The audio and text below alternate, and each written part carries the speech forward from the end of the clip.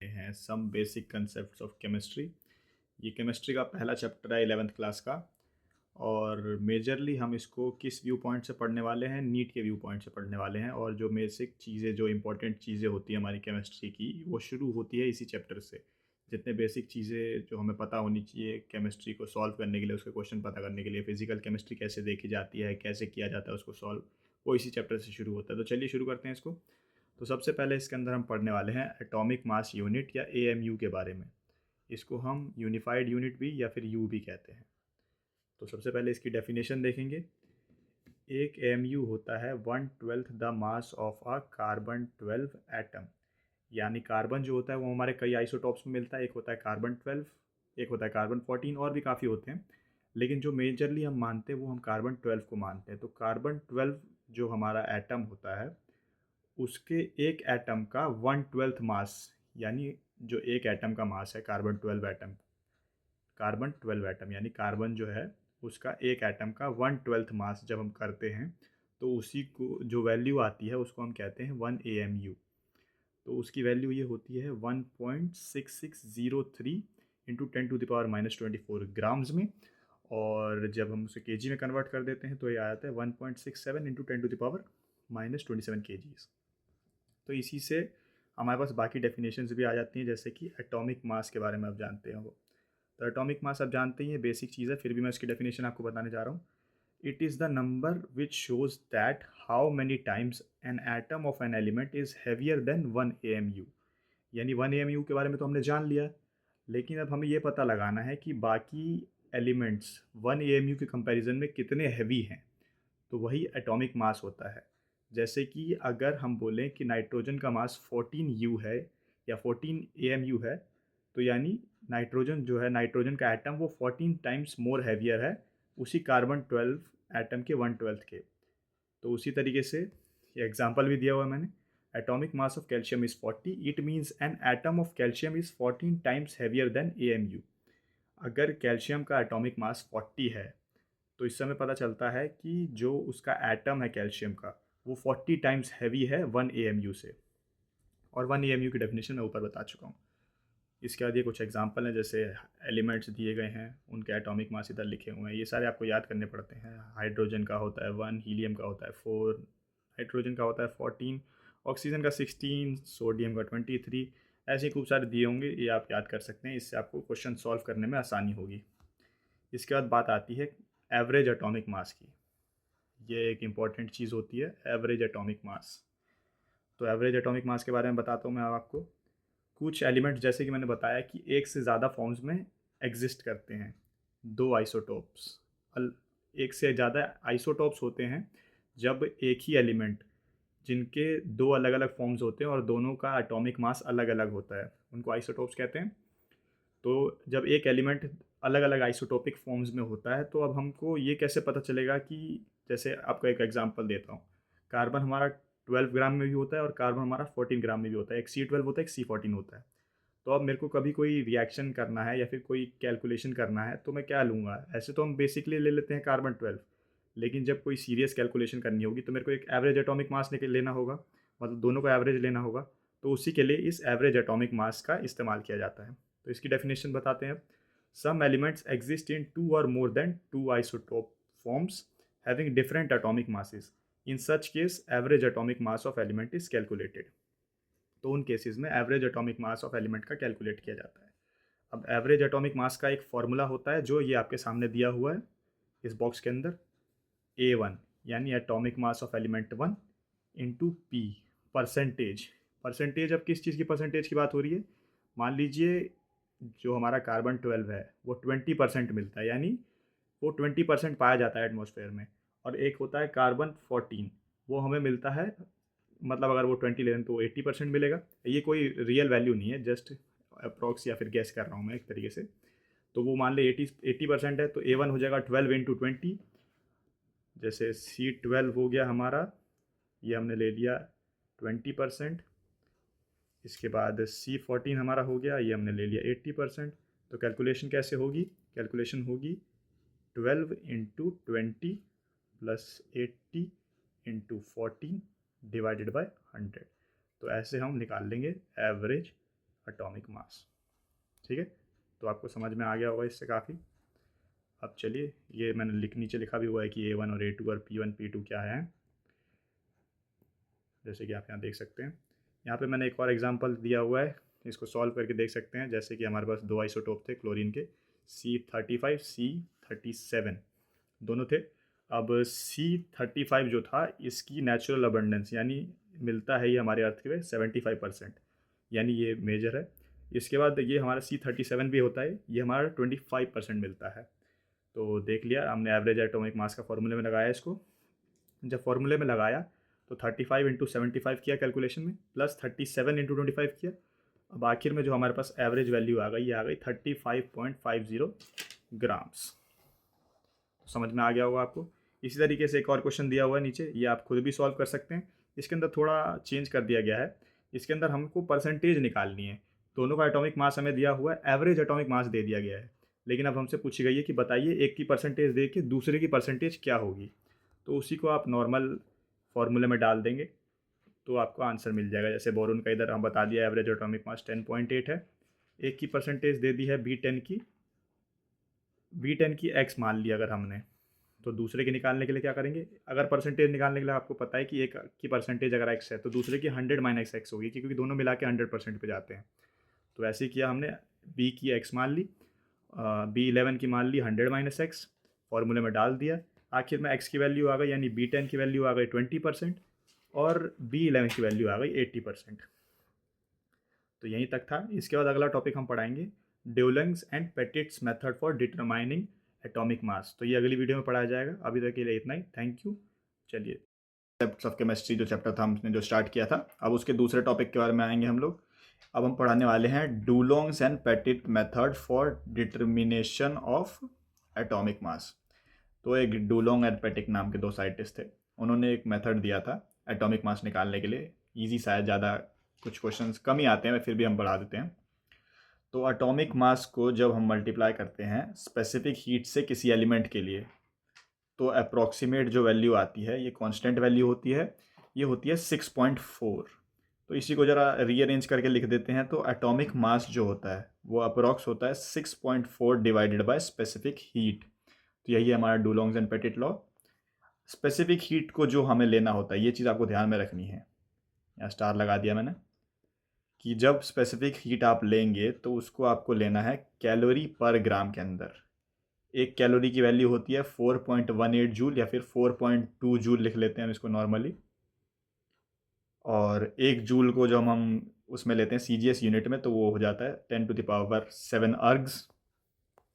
इसके बाद पढ़ेंगे क्या चीज़ है ये जो हमारा डुलोंग्स एंड पेटिट लॉ है, ये चीज़ को आपको एक और चीज़ ध्यान रखनी है इसके अंदर, कि ये जो मेथड है एटॉमिक मास निकालने के लिए, ये केवल सॉलिड मेटल्स के लिए एप्लीकेबल है।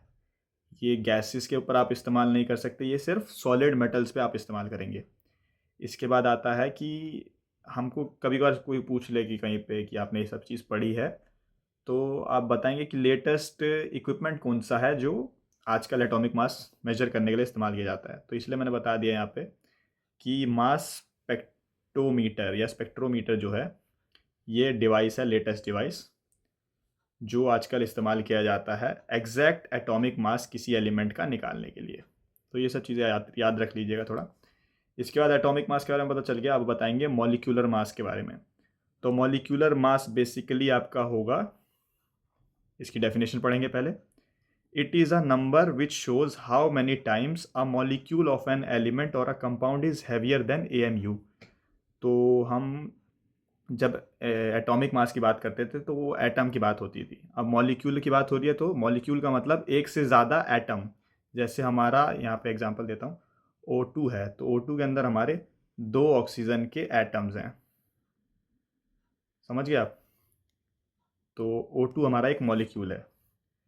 इसके बाद देखते हैं, तो मैंने आपको डेफिनेशन बता दी, इसकी एग्जांपल देता हूँ। मॉलिक्यूलर मास वाटर H2O जो होता है वो होता है 18, ठीक है। इसका मतलब है कि एक मॉलिक्यूल जो है हमारा वाटर का, एक मॉलिक्यूल वो 18 गुना ज़्यादा भारी है एक AMU से। तो ये डेफिनेशन हो गई, डेफिनेशन एक्सप्लेन कर दी मैंने आपको। नीचे कुछ एग्जांपल्स दे दिए हैं, जैसे हाइड्रोजन H2 होता है उसका मोलिकुलर मास 2 होगा, उसके बाद नाइट्रोजन N2 होता है उसका मोलिकुलर मास 28 होगा। ऐसे ही खूब सारे नीचे दिए हुए हैं मैंने एग्जांपल, आप सारे धीरे धीरे करके याद कर सकते हैं। अब अगला टॉपिक देखते हैं। अगला टॉपिक है हमारा वेपर डेंसिटी। तो देखते हैं वेपर डेंसिटी क्या चीज़ होती है। वेपर डेंसिटी पे आते हैं। वेपर डेंसिटी नॉर्मली डिस्क्राइब की जाती है किसी भी गैस की डेंसिटी और उसका रेशियो जब ले लें हम डेंसिटी ऑफ हाइड्रोजन के साथ। लेकिन एक चीज़ आपको ध्यान में रखनी है कि ये दोनों चीज़ें सेम टेम्परेचर और प्रेशर पे होनी चाहिए, क्योंकि गैसेस के बारे में हम जानते हैं कि टेम्परेचर और प्रेशर चेंज होने पे गैसेस के नॉर्मल जो फिजिकल वैल्यूज़ होती हैं वो चेंज हो जाती हैं कुछ। तो वेपर डेंसिटी ऑफ गैस का फॉर्मूला जो होगा वो हमारा होगा density of a gas given gas divided by density of hydrogen. इसको मैंने यहाँ फॉर्मूले में लिख दिया, इसको बॉक्स में आगे लिख देता हूँ। इसके बाद डेंसिटी का एक फॉर्मूला होता है जो आगे आप जाके पढ़ेंगे, हमारा आगे चैप्टर है गैसेस के बारे में, एक और चैप्टर पढ़ेंगे आप, उसके अंदर डेंसिटी का फॉर्मूला होता है हमारा D is equals to PM divided by RT। ये आपको वहाँ से मिलेगा, फिर भी मैंने लिख दिया, आपको बाद में पता चलेगा। P होता है हमारा प्रेशर, M होगा मास, R होता है यूनिवर्सल गैस कांस्टेंट और T होगा टेम्परेचर। तो at constant temperature and pressure इस D is equals to PM by RT से क्या पता चल रहा है आपको कि किसी भी कांस्टेंट टेम्परेचर जब T हमारा कांस्टेंट हो जाएगा, R हमारा कांस्टेंट ही है, तो डेंसिटी डायरेक्टली प्रोपोर्शनल किसके हो जाएगी, मास के, है ना। इस फॉर्मूले से आपको समझ में आया होगा, कुछ नहीं समझ में आया तो पूछ सकते हैं आप मेरे से कमेंट्स में। तो इसी हिसाब से अगर मैं ऐसे लिख लूँगा तो D is directly proportional to M हो गया, तो हम ये लिख सकते हैं D1 divided by D2 is equals to M1 divided by M2, क्योंकि डेंसिटी डायरेक्टली प्रोपोर्शनल है मास के। वही चीज़ मैंने यहाँ पे आपके साइड में लिखी हुई है, यहाँ पे जो लिखा हुआ है जिसको मैंने ब्रैकेट किया हुआ है, देख लिया होगा आपने। तो अगर मैं हाइड्रोजन का मास इस जगह पर डाल देता हूँ तो हाइड्रोजन का मास होता है 2, जैसे मेरे को पता है, मैंने आपको ऊपर बताया यहाँ पे। तो उसी से, और ये जो चीज़ है हमारी D गैस बाई DH2, इसको हम बोलते हैं वेपर डेंसिटी। अभी मैं आपको ऊपर यहाँ बता चुका हूँ, ये रहा, ठीक है। तो इससे हमारा क्या फार्मूला बन गया, जो जनरल मेजर फार्मूला बन गया वो बन गया कि वेपर डेंसिटी क्या हो जाएगी, mass of any gas divided by 2, यानी मास ऑफ हाइड्रोजन। लेकिन इस चीज़ में आपको क्या ध्यान रखना है कि टेम्परेचर जो है वो हमारा कांस्टेंट होना चाहिए और प्रेशर भी हमारा कांस्टेंट होना चाहिए। ये दोनों चीज़ें आपको ध्यान रखनी है, तभी आप ये नीचे जो मैंने लिखा है ये, तभी आप अप्लाई कर सकते हैं ये, ठीक है। एग्जाम्पल दे देते हैं उसके बाद कुछ एग्जाम्पल क्या है, वेपर डेंसिटी ऑफ मीथेन, जो मीथेन होता है वो CH4 होता है, तो वो होता है 16, मतलब क्या फॉर्मूला है ऊपर मैंने बताया, मास ऑफ गैस। तो मास ऑफ गैस CH4 हो गया, कार्बन होता है 12 एटॉमिक मास, हाइड्रोजन होता है 1, तो 12 प्लस, ये लिख देता हूँ मैं, C is equals to 12, H is equals to 1, तो इधर 4 मॉलिक्यूल्स हैं तो 4 इंटू 1, तो ये 12, इधर 4, तो CH4 हो गया हमारा 16 ग्राम, ठीक है। तो 16 और वेपर डेंसिटी क्या हो गया, mass of any gas divided by 2, तो 16 को 2 से डिवाइड किया हुआ है यहाँ पे, तो आपका आखिर में आ गया 8। इसी तरीके से vapour density of carbon dioxide बोला हुआ है, यानी CO2। तो कार्बन डाइऑक्साइड का जो हमारा मास होता है वो होता है 44 ग्राम्स, और उसको 2 से डिवाइड करेंगे तो उसकी वेपर डेंसिटी आ जाएगी जैसे कि 22। फॉर्मूले से हमारे को पता चल रहा है यहाँ पे। इसके बाद अगली वीडियो में मैं आपको ग्राम एटॉमिक मासिस या 1 ग्राम एटम के बारे में पढ़ाऊँगा, ठीक है। Thanks for watching, please like share and subscribe for more videos. Basic of concept of chemistry पढ़ रहे थे हम, उसकी एक और वीडियो है, इसके अंदर हम पढ़ेंगे ग्राम एटॉमिक मास या फिर 1 ग्राम एटम के बारे में। तो चलिए देखते हैं ग्राम एटॉमिक मास या 1 ग्राम एटम क्या होता है। डेफिनेशन देखेंगे, when atomic mass of an element, तो ग्राम एटॉमिक मास के बारे में बताया था। इसकी डेफिनेशन है, when atomic mass of an element is explained in gram then it is called gram atomic mass या 1 ग्राम एटम। बेसिकली ये सब तो डेफिनेशन होती है, सेट के मैं बताता हूँ। जब एक मोल ऑफ एटम, एक मोल के बारे में मैंने अभी बताया नहीं है फिर भी बता दे रहा हूँ कि जब हम किसी एटम या एलिमेंट के एक मोल को ले लेते हैं, तो एक मोल उस एलिमेंट के जो एटम होते हैं उसका जो मास होगा उसको हम ग्राम एटॉमिक मास या 1 ग्राम एटम कहते हैं। अब देखते हैं, इसका कुछ एग्जांपल देता हूँ। 1 ग्राम एटम ऑफ सोडियम, यानी 1 मोल ऑफ सोडियम एलिमेंट जो है, उसके एटम 1 मोल एटम लिया मैंने सोडियम का, तो उसका मास क्या होगा, 23 ग्राम्स होगा। उसी तरह 5 ग्राम एटम अगर ले लेंगे, यानी 5 मोल की बात कर रहा है ये, तो 1 मोल जो होता है कैल्शियम का, उसकी वैल्यू होती है 40। तो 5 की बात हो जाएगी तो 5 इंटू 40 हो जाएगा ये। तो ये हमारा हो गया 200 ग्राम्स, जैसे कि यहाँ लिखा हुआ है मैंने। तो यही ग्राम एटम का मतलब बेसिकली आप इजीली याद रखने के लिए क्या है कि मोल की बात कर रहा है वो, 1 मोल की जो एटॉमिक वैल्यू होती है या एटॉमिक वेट होता है उसका, उसकी बात हो रही है। इसके बाद होता है नंबर ऑफ ग्राम एटम।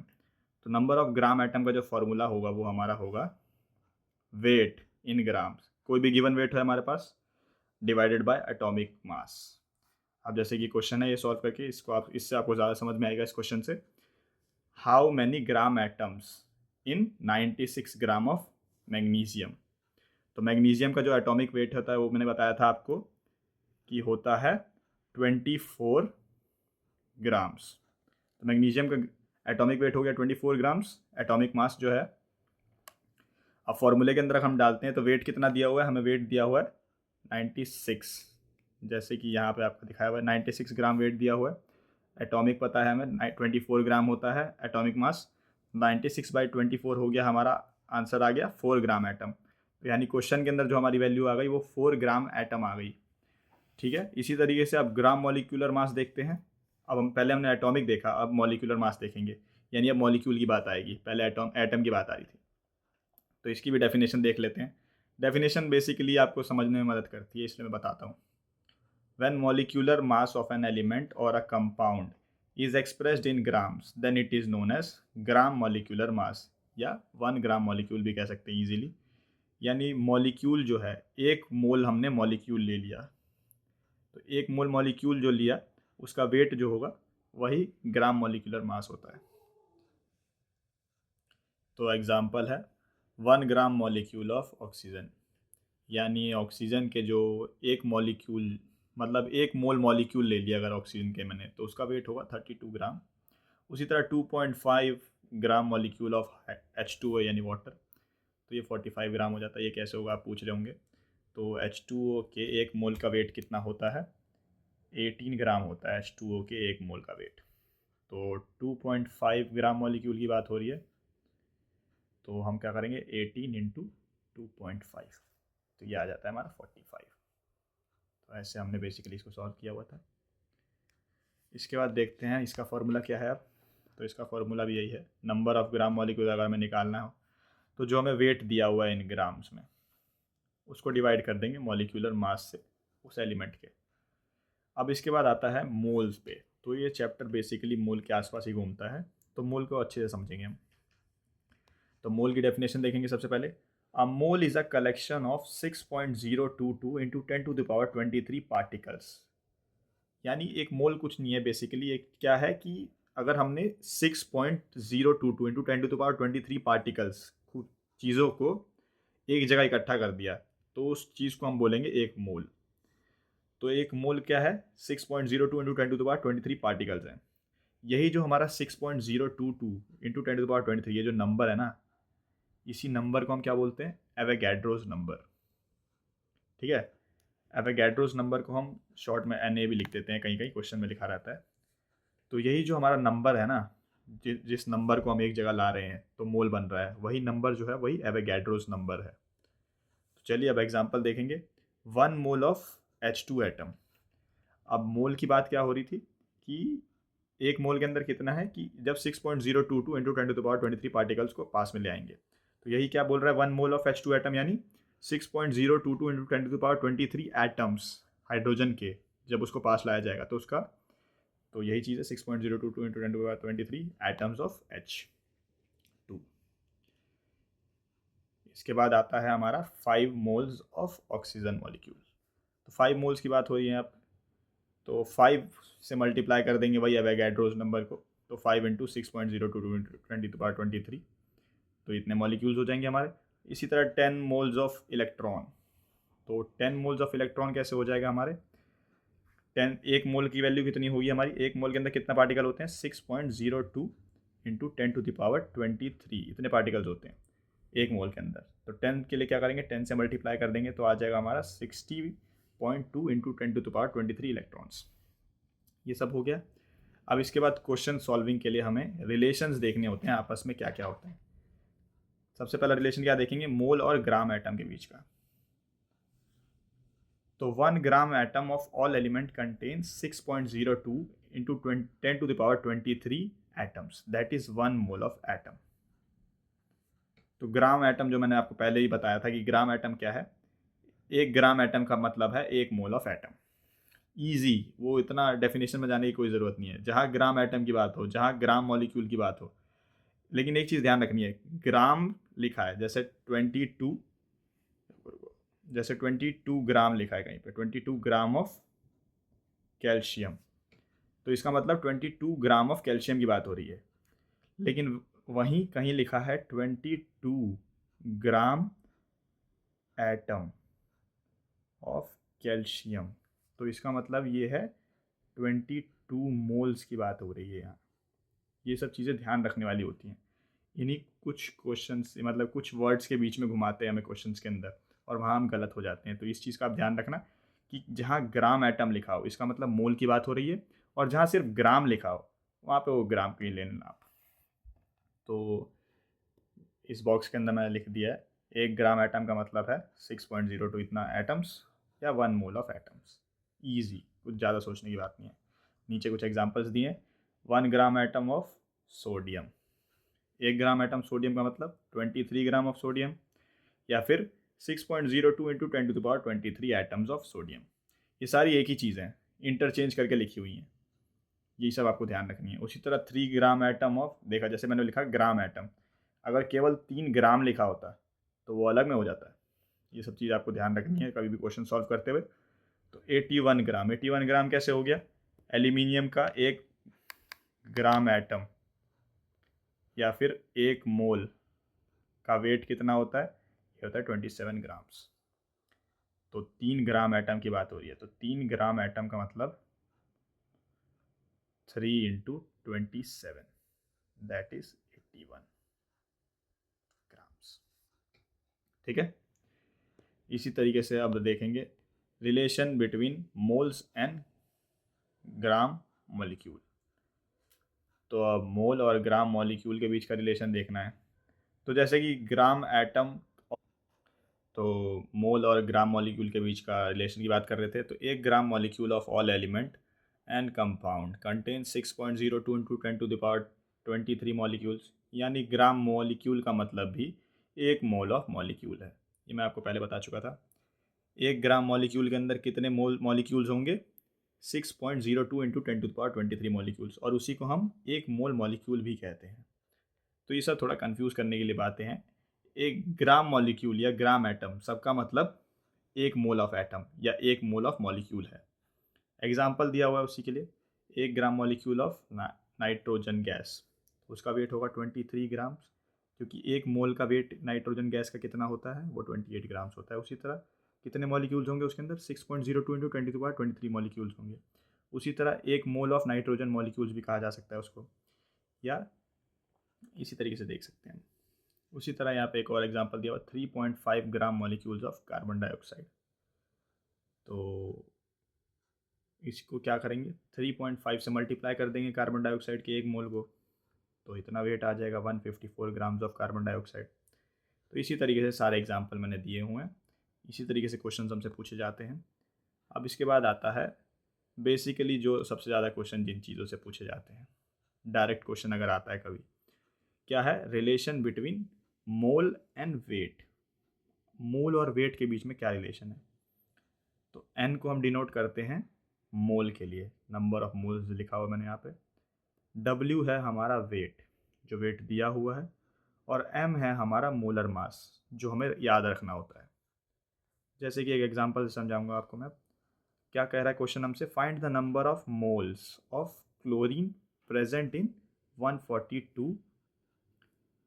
तो देखते हैं क्या है, फॉर्मूले के हिसाब से हम क्या करेंगे, ऊपर लिखेंगे वेट, वेट कितना दिया हुआ है 142 दिया हुआ है, तो ऊपर लिखा मैंने 142, अब मेरे को क्या पता है कि क्लोरीन का जो होता है मॉलिक्यूलर मास वो होता है Cl2, वो होता है 71। तो नीचे में क्या लिखूँगा 71 डिवाइड किया तो आ गया 2 मोल्स ऑफ क्लोरीन। तो ईजी है ये, एक सबसे आसान फार्मूले के अंदर डाले आंसर मिल गया। देख सकते हैं आपको क्या करना है, कुछ समझ ना आया तो कमेंट्स में लिख सकते हैं आप। अब अगले वीडियो में मैं बताऊंगा आपको relation between mole and volume of gas, और आगे इस चैप्टर को कंटिन्यू करेंगे। तो थैंक्स फॉर वॉचिंग।